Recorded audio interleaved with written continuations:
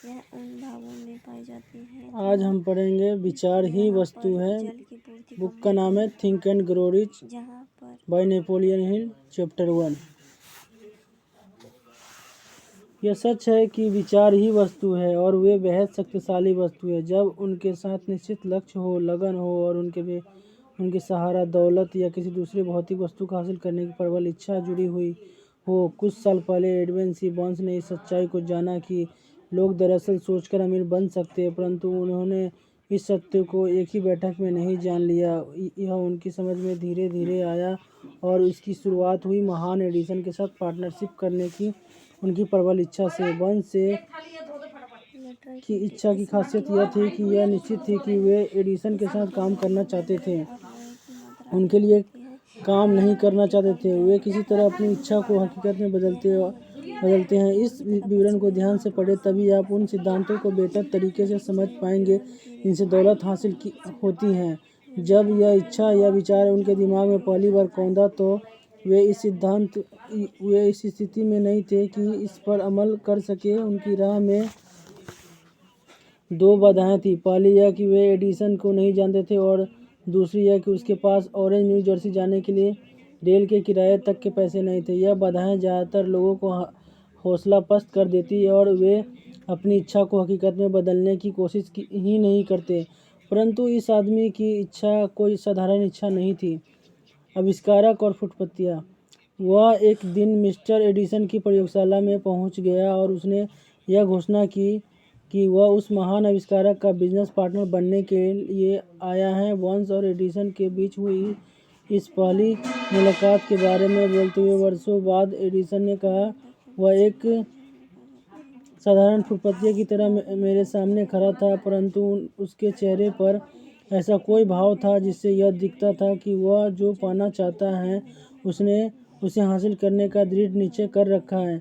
लोगों के साथ वर्षों के अनुभव से मैंने सीखा है कि जब कोई व्यक्ति किसी चीज़ को इतनी बुरी तरह पाना चाहता है कि वह उसे पाने के लिए अपना पूरा भविष्य जिंदगी के एक ही पासे पर दांव पर लगा दे, तो उसे व्यक्ति की जीत तय है। मैंने उसे उसका मनचाहा अवसर इसलिए दिया क्योंकि मैं देख सकता था कि उसने यह तय कर लिया कि वह तब तक जुटा रहेगा जब तक कि वह सफल ना हो जाए। बाद की घटनाओं ने यह साबित कर दिया कि मैंने कोई गलती नहीं की। उस युवक के लिए हुलिये से एडिसन प्रभावित नहीं हुए थे क्योंकि उसका हुलिया बहुत ही खराब था। फर्क उसकी सोच से पड़ा।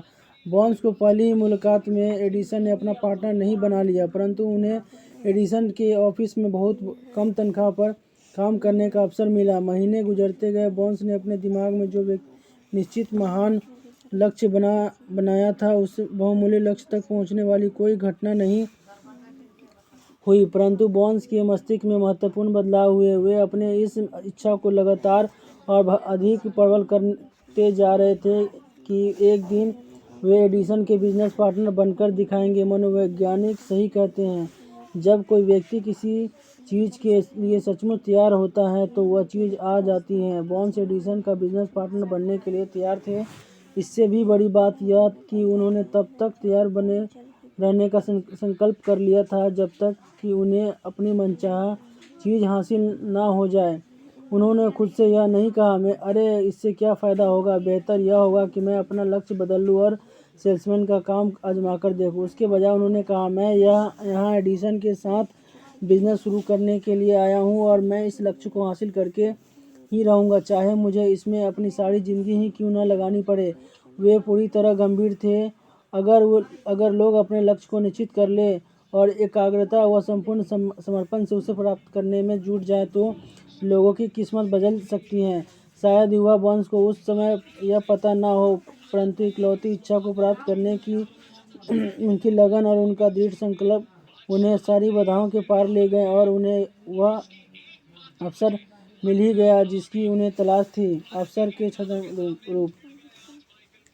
जब अवसर आया तो वह ऐसे रूप में आया और ऐसी दिशा में से आया जिसकी बर्न्स ने उम्मीद भी नहीं की थी। अवसर इंसानों के साथ अक्सर इस तरह की चालबाजी करता है।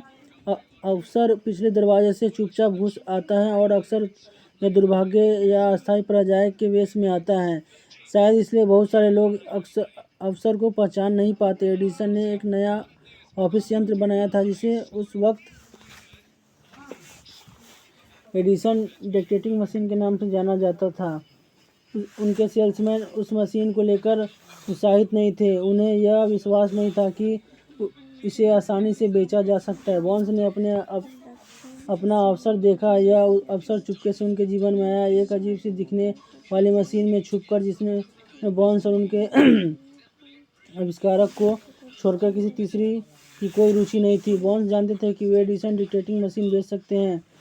उन्होंने एडिसन को यह सुझाव दिया और उन्हें तत्काल अपना मौका मिल गया। उन्होंने मशीन बेची और इतनी सफलतापूर्वक बेची कि एडिसन ने उन्हें इस मशीन को पूरे देश में डिस्ट्रीब्यूट करने और मार्केटिंग का कॉन्ट्रैक्ट दे दिया। इस बिजनेस सहयोग में बॉन्स ने ढेर सारा पैसा कमाया, परंतु उन्हें इससे भी बड़ा काम कर दिखाया। उन्होंने यह साबित कर दिया कि इंसान सोचकर अमीर बन सकता है।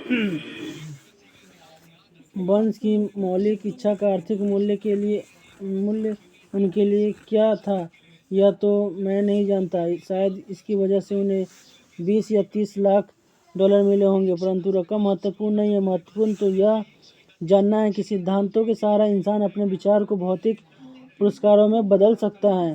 बॉन्स ने महान एडिसन के साथ पार्टनरशिप की बात दिल से सोची। यह सोचकर वे दौलतमंद बन गए। उनके पास शुरुआत में कुछ भी नहीं था। उस वक्त तो वे इतना ही जानते थे कि वे क्या चाहते थे और उनमें अपना मनचाही चीज़ हासिल होने तक डटे रहने का संकल्प था।